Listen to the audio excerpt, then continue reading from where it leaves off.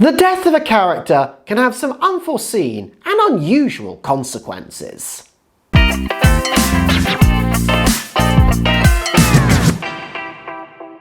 Hey guys, how are you doing today? It's PE Gilbert, your blogger, writing consultant, and the author to the fantasy novella, The Sultan's Daughter. And today we are going to continue with the somewhat morbid but extremely vital topic of death scenes in a narrative by looking at 7 unusual consequences following a death scene. But before we go any further with today's video, hit that subscribe button. In our last video on how to write a death scene, we discussed 4 factors that are required to make a death scene in your story both emotional and memorable. And these were: 1. The death must occur at the right time in the narrative. 2. The death must involve a character who has been sufficiently fleshed out. 3. The death must affect the character's friends and foes. And 4. The death must be of consequence for the rest of the narrative. It is the last of these 4 factors that we shall be focusing upon in this video, as the death of a character can have some unusual consequences for those still alive, i.e. your protagonist. Nevertheless, before we discuss what an unusual consequence of a death scene looks like, it is important to determine what a usual consequence of a death scene looks like. The usual consequence of a death scene: when death forces the main character to pursue justice. In classic fantasy stories, the death of a character, usually a friend, a family member, or a mentor, forces the main character to go on a quest and pursue justice for the fallen one. For example, let's look at Uncle Garrow's death in Christopher Paolini's Inheritance Cycle.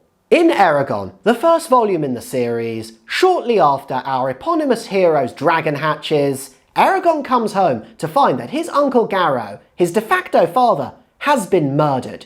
It is then that Eragon decides to find those who killed him. Thus, Uncle Garrow's death sets Eragon on his journey to bring the villainous King Galbatorix to justice. Similarly, in crime dramas, at the start of the narrative, a body is usually found in mysterious circumstances, and the protagonist gets on the case to get to the bottom of it. This is what happens in 2019's Knives Out.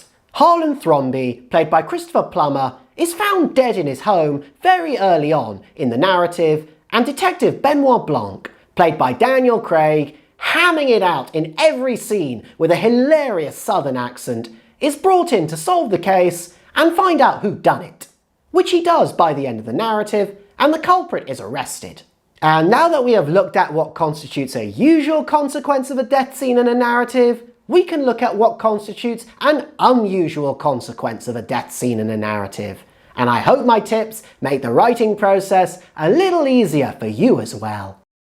1. When death inspires the main character to change course. The death of a secondary character is supposed to hurt the protagonist emotionally, and usually this results in him wanting to pursue justice for the fallen one, as previously discussed. But occasionally, the death of a secondary character can have an entirely different impact on the main character and make him change direction. To make your protagonist have a complete 180-degree turn as a result of a secondary character's death, the secondary character must touch a nerve within the protagonist, either via his words and/or deeds prior to his death. This is what happens to Aragorn in The Lord of the Rings following Boromir's death. In The Fellowship of the Ring, the first volume in the trilogy, at Rivendell, Aragorn vows to help Frodo take the ring to Mordor. But during the course of the narrative, Boromir urges Aragorn to overcome his fears and take the Fellowship and the ring to Gondor to help save the kingdom from Mordor. Aragorn rejects Boromir's pleadings until the latter's dying breath. Subsequently, Aragorn has a complete change of heart. But I swear to you, I will not let the White City fall, or our people fail. Indeed, as a result of Boromir's death, Aragorn no longer follows Frodo to Mordor, and instead fights to save the world of men, including Gondor. Thus, because of Boromir and his death, Aragorn becomes the man he was always supposed to be, and is crowned King of Gondor at the end of the trilogy. 2. When death exposes the ruthlessness of certain environments and industries. Certain industries, notably illegal ones, are notorious for being dangerous, with the threat of violence and death being a daily occurrence for those within those industries. When a death occurs in a story within those environments, it can highlight just how ruthless those industries are. Our first example of this is Angel's death in Scarface. The film is about Latin American drug lords and their dealings in Miami in the first half of the 1980s. Early in the film, Tony, played by Al Pacino, is sent on a mission with 3 companions to buy cocaine from a Colombian drug lord. But the deal goes awry, and one of his 3 companions, Angel, is brutally murdered. Without doubt, Angel's death exposes the ruthlessness of the drug dealing industry. Plus, it kicks off Tony's paranoia, which is part of his undoing for the rest of the movie. Our second example of how a death can highlight the ruthless nature of an industry comes from the ballet Manon. And please excuse me for my terrible French accent as I try to pronounce these names. In the narrative, set in 17th century France, our titular protagonist is sold into prostitution at a young age by her brother Lécon to a rich pimp called Monsieur GM. Manon likes the life of diamonds and riches that her pimp bestows upon her, but soon she falls in love with a pauper called Degris and becomes conflicted as to whether she would rather remain a prostitute or marry Degris. Eventually, Manon confesses her love for Degris, but then her pimp finds out and arrives with the police, who arrest Manon for being a prostitute. A struggle ensues, and Manon's brother, Lécon, is shot in the melee. Lécon's death demonstrates some of the nastiest elements of 17th century French prostitution, as without her brother to fall back on, Manon, as punishment for being a prostitute, is shipped to a penal colony in New Orleans, which in those days was a French colony, where she endures horror after horror. 3. When death reveals a new side to the fallen character. After a secondary character dies, the protagonist may learn some new information about the fallen character that changes his perspective, and that of the audience vicariously, about the deceased one. For example, let's discuss how we perceive Professor Severus Snape before and after he dies in Harry Potter and the Deathly Hallows, the 7th volume in the Harry Potter series. For pretty much the entire series, Harry deems Snape to be a villain, more precisely, a mole in Hogwarts in league with the Dark Lord. But after Snape is killed in the final installment in the series, Harry learns in the pensive that Snape was actually on Dumbledore's side the whole time, that he had been protecting Harry all along, and that Snape had only killed Dumbledore because Dumbledore had told him to do so. This information changes the way Harry and the audience views Snape. In addition, after Harry defeats the Dark Lord and marries Ginny, he names his son Albus Severus Potter, with the middle name being after Professor Snape. 4. When death leaves the main character vulnerable. When a powerful figure dies, whether naturally or otherwise, it is likely to leave the protagonist without a protector. And without a protector, the protagonist is vulnerable to his ambitious rivals, who are usually more politically cunning than he is. Our first example of what can happen to a protagonist after his protector dies is General Maximus, played by Russell Crowe in Gladiator. Early on in the film, the aging emperor Marcus Aurelius is strangled to death by his son, Commodus, after Marcus Aurelius tells him, "You will not be emperor. My powers will pass to Maximus." Commodus was always envious of General Maximus because his father loved Maximus more than his own son. Thus, unsurprisingly, after Commodus seizes power, he arrests Maximus and orders for his wife and son to be killed. Maximus slays those guarding him and flees to save his family. But he is too late, as Commodus's men get there first. The next thing Maximus knows, he has been enslaved and is to fight in the gladiatorial arena. Our second example of how a death can leave the protagonist vulnerable comes from A Game of Thrones, the first installment in George R.R. Martin's A Song of Ice and Fire saga. Around 2/3 of the way through the narrative, King Robert Baratheon's death in a hunting accident leaves Lord Eddard Stark, his loyal friend and advisor, susceptible to the low cunning of Cersei Lannister. When the Honourable Lord Eddard refuses to bend the knee and swear fealty to the false King Joffrey, Lord Eddard is arrested and later beheaded for treason.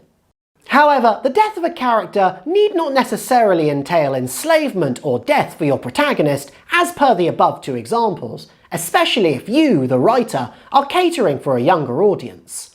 Instead, you can make your protagonist flee. In Harry Potter and the Half-Blood Prince, the sixth instalment in the series, Professor Snape slays Professor Dumbledore in seemingly a shocking act of betrayal. Throughout the series, Dumbledore had been the bulwark against the Dark Lord and his forces. His death leaves the school, as well as Harry, Hermione and Ron, in a vulnerable situation, as they cannot stay in Hogwarts any longer. Consequently, throughout the next instalment, The Deathly Hallows, Harry, Hermione and Ron are on the run looking for help in order to reclaim Hogwarts from the Dark Lord and defeat him once and for all. And lastly for this section, let's look at Cinderella. In the opening narration of the 1950 version, Cinderella's father dies somewhat mysteriously, meaning that she is without a guardian against her evil stepmother, Lady Tremaine, and her bratish stepsisters, Drusilla and Anastasia. With Lady Tremaine now being the new lady of the manor, and with Cinderella yet to come of age, Lady Tremaine can do as she sees fit with her stepdaughter. She turns Cinderella into a maid and forces her to live in the attic, despite Cinderella's high birth and her being her father's only heiress. 5. When death enables others to become more powerful. As we saw earlier in Gladiator, the death of a powerful figure can lead to another seizing power in a coup. Yet, a contender to the throne, whether new or old, need not arrogate power swiftly in order to take power for himself. Sometimes, an unusual consequence of a death scene is that the death of a powerful figure results in a power vacuum, where multiple players jockey to fill it. At the end of A Storm of Swords, the third instalment in George R.R. Martin's A Song of Ice and Fire saga, Tyrion Lannister ignominiously murders his father, Lord Tywin, while the latter sits on the privy. Lord Tywin Lannister was the most powerful and feared man in the Seven Kingdoms, and his death opens up a power struggle. His daughter, Cersei Lannister, as Queen Regent to the boy king Tommen I, tries to fill the vacuum herself. But she is not the only one who believes her time has come. The Tyrells, the house that Queen Marjorie comes from, sniff the same scent of opportunity and believe, with some justification, that Cersei is unfit to rule. Moreover, the same is true for the Sparrows, a band of religious fanatics who are led by the High Sparrow. It is to Cersei's shame that she turns to these fanatics to try and rid herself of her perceived enemies during A Feast for Crows, the fourth instalment in the series. Still, the Sparrows would never have risen to prominence had Lord Tywin lived. He would have crushed them without a moment's hesitation. Therefore, his death is crucial in the Sparrows' ascent to power. 6. When death causes uncertainty and new alliances. As we have discussed already, the death of a powerful figure can have some unusual consequences. Another corollary of the death of a powerful figure is the uncertainty that it causes, and it can result in some brow-raising new alliances that can shape the rest of the story. For example, let's look at the effect that King Renly Baratheon's death has on the Tyrells in A Clash of Kings, the second instalment in George R.R. Martin's A Song of Ice and Fire saga. After Robert Baratheon dies in A Game of Thrones, the War of the Five Kings breaks out. One of the claimants to the Iron Throne is Renly, Robert's youngest brother, who is backed by House Tyrell, one of the most powerful families in the Seven Kingdoms. But Stannis, the middle of the three Baratheon brothers, is furious with Renly and believes that Renly has betrayed him. In Stannis' eyes, and that of the law, Renly has obstructed him and taken away his right to be king. Via adultery, dark magic and a shadow, Stannis murders Renly. Renly's death leaves the Tyrells in an awkward situation. They will not side with Stannis as he murdered Renly, and they seem to have no interest in an alliance with the North either. That means their only two options are either to stay neutral for the rest of the war, or to beg the crown, i.e. Lord Tywin Lannister, to forgive them. They choose the latter and agree an alliance with the Lannisters. As a result, they help to defeat Stannis at the Battle of Blackwater Bay, thereby getting justice for Renly. Moreover, the Tyrells are given a seat at court, and Marjorie Tyrell is betrothed to King Joffrey, so she will become queen one day. Thus, Renly's death shows that a protagonist can turn a crisis into a favourable situation for himself and his family, if he is shrewd. 7. When the death of another shows a different side to the protagonist.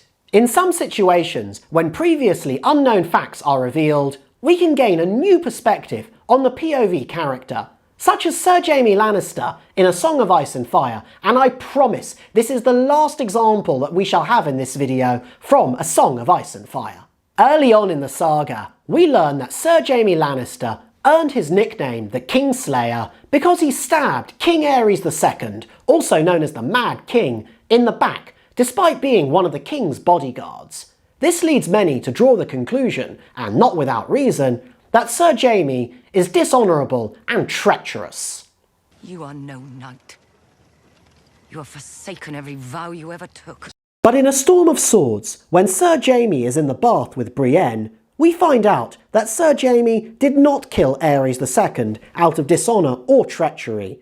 Rather, he did it because the Mad King was going to set fire to the capital, burning everyone within it, including 500,000 innocent women and children. Sir Jaime's revelation makes the audience realise that he is a more complex character than we initially thought, that he is, surprise surprise, a man of conscience. That he desired to save people when he stabbed the Mad King in the back in an instant turns him from a villain into an anti-hero. Our second example of how the death of another gives us a new perspective on our protagonist comes in Stephen King's Dark Tower. Yet, unlike with Sir Jaime, here we see our protagonist's dark side. At the end of The Gunslinger, the first instalment in the series, our protagonist, Roland Deschain, faces a conundrum. Jake, a boy he is looking after, is about to fall into an abyss and die. Roland can either turn around and save him, or he can stay where he is and speak with his nemesis, called Walter / the Man in Black, in order to get some answers on how to reach the Dark Tower, which is Roland's ultimate objective. Roland decides that the Dark Tower means more to him than Jake, and so he lets Jake fall to his death. Consequently, the audience learns with chilling realisation that Roland is a determined sociopath and that he will sacrifice anyone to achieve his ambitions.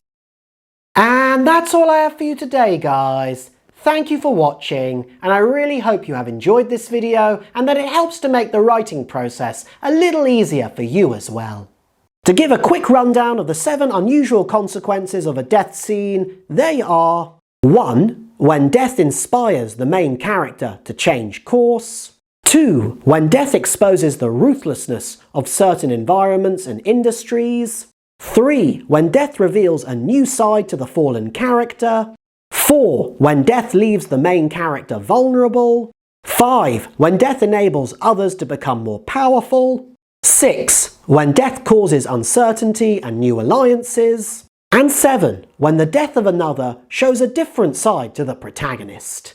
Like, comment and hit that subscribe button and tell me, what do you think of my tips? What do you think I have missed out? What other unusual consequences of a death scene have occurred in fiction and fantasy that you think I have missed out?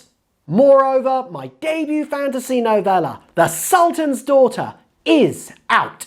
If you are looking for a book that is short, fast-paced and full of suspense, then check it out. And then you'll be able to see whether or not I keep to my own writing tips as well.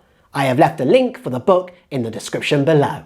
Otherwise, join me next time when we'll conclude this somewhat morbid but extremely vital topic, when we'll discuss what not to do in a death scene. Until then, keep well. Once again, guys, I just wanted to say thank you so much for watching my video. I really appreciate it and I hope you've enjoyed it. Hit that subscribe button and then you will be the first to receive more awesome content from my channel, and I hope to see you again soon.